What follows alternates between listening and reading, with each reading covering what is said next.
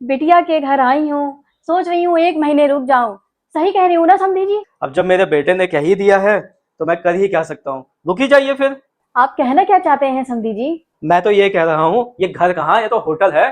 कभी बहू का भाई, कभी बहू की बहन, अब बहू की माँ भी सही। बिटिया के पापा भी आ जाते साथ में तो एक साथ फैमिली का गेट टुगेदर हो जाता, क्यों समधी जी? हाँ हाँ, बुला लो, समधी जी को भी बुला लो, घर में कोई रह गया हो तो उनको भी बुला लो, वरना बहू नाराज नहीं हो जाएगी।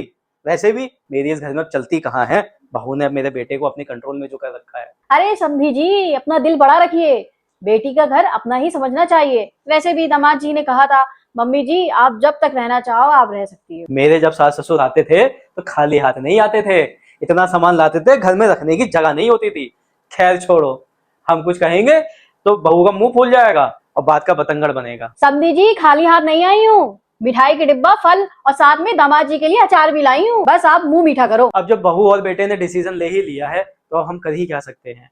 लेकिन समधन जी, सुबह की चाय आप ही को बनानी पड़ेगी। और वैसे भी बहू को सुबह 10-11 बजे उठने की आदत जो है। मेरी बिटिया को भी कुछ आराम मिल जाएगा, जो रात के 12-12 बजे तक काम करती रहती है।